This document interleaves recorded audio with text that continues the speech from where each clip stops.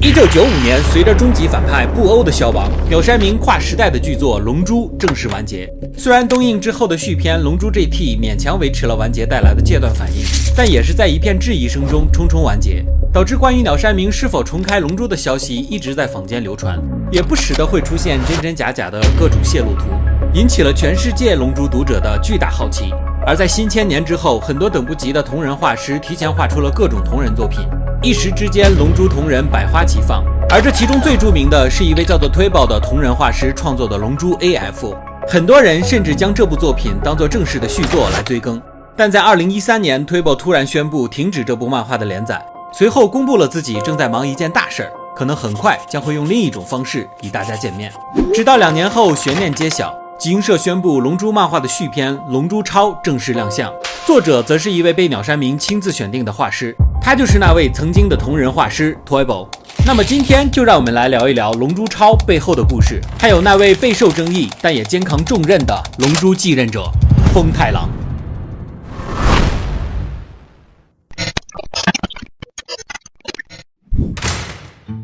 1978年，风太郎出生于日本木县。学生时代成绩优秀的他，考取了宇都宫大学的师范学院，专攻美术教育，为自己将来从事漫画行业打下了坚实的基础。和周围的大部分人一样，风太郎也是龙珠的忠实读者，也同样在1995年经历了漫画完结后的巨大空虚。但此时的他绝对想不到，默默无闻的自己将来会和龙珠产生如此大的交集，甚至成为了这部漫画的最终继任者。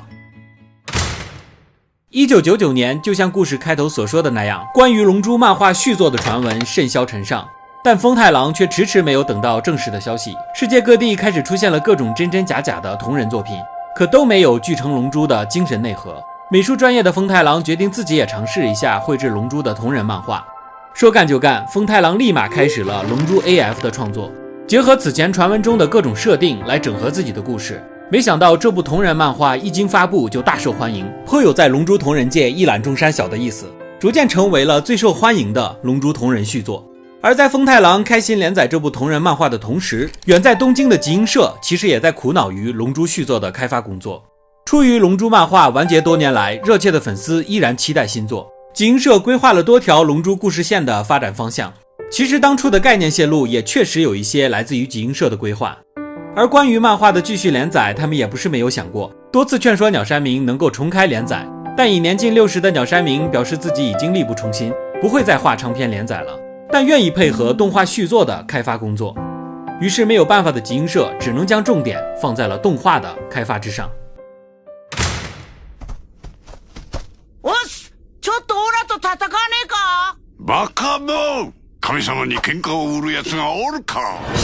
！2013年，承接龙珠漫画布欧篇的正式续作剧场版《神与神》正式上映。没想到已经完结多年的龙珠依然有着无可比拟的影响力，仅仅上映2天，票房就达到了惊人的6.8亿。集英社决定趁热继续开发龙珠 IP 的新作，并希望招募更多的新生力量参与进来。正巧此时火热连载的龙珠 AF 进入了集英社的视野，于是立马联系到他的作者 Toybo， 希望招安他成为集英社的正式漫画家，为龙珠 IP 贡献一份力量。在接到邀请后，风太郎激动不已，因为加入龙珠创作团队是他一直以来的梦想，没想到机会就这样悄然地降临了。之后风太郎正式加入集英社，成为了一名专属画师，同时也结束了龙珠 AF 的连载和那个同人画师的身份，并很快开始在 V-Jump 上连载了龙珠的外传短篇漫画《龙珠英雄胜利任务》，这也代表着风太郎成为了龙珠大家庭的正式成员。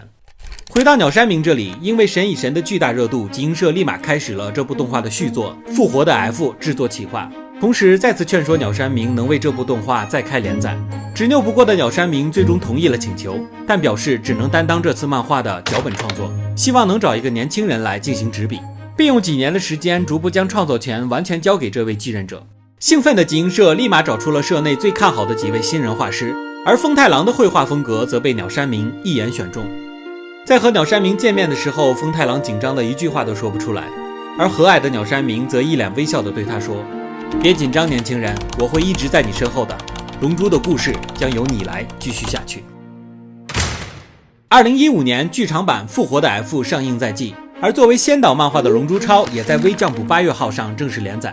这在期待着龙珠新作的读者之间引起了巨大的轰动。而大家对于这个并不熟悉的作者也颇为好奇，好奇他能带来什么样的龙珠故事。而这次连载的企划本是为了配合电影的上映而开发的，其实并没有长期连载的打算。但谁也没想到，这个看似临时的企划却成了意外的惊喜。漫画首销就达到了510万册的恐怖销量，后续更是保持着强劲的销售势头。在看到这恐怖的销量后，集英社果断决定将这部漫画变更为长篇，在之后继续连载。同时，风太郎的绘画能力也得到了鸟山明的公开认可。鸟山明曾在一次采访中说，能将龙珠继续下去的人出现了，这个厉害的人将接手龙珠的故事。之后的日子，独立连载的《龙珠超》销量节节攀升，漫画的销量迅速进入了累计销量榜的前50位，达到了惊人的1200万册。而随着鸟山明体力日渐下滑的情况下，慢慢的也从脚本的角色变成了最终审核人。风太郎基本接管了《龙珠超》的整体创作，这也导致了《龙珠超》漫画后期的尴尬现状。那就是他所对标的是日本漫画的绝对代表作《龙珠》和那个全盛时期的鸟山明。虽然风太郎依然是一个优秀的漫画家，但和极致美学的《龙珠》正片相比，《龙珠超》的画风就显得暗。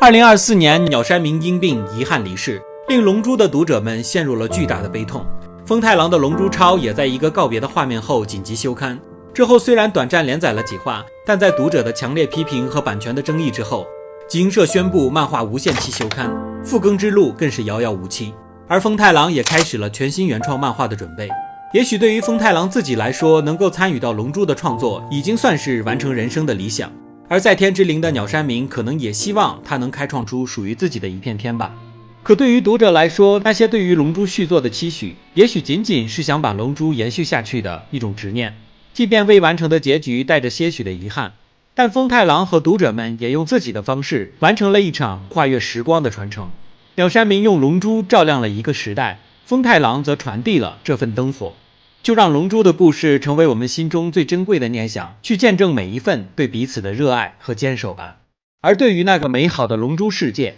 我们后会有期。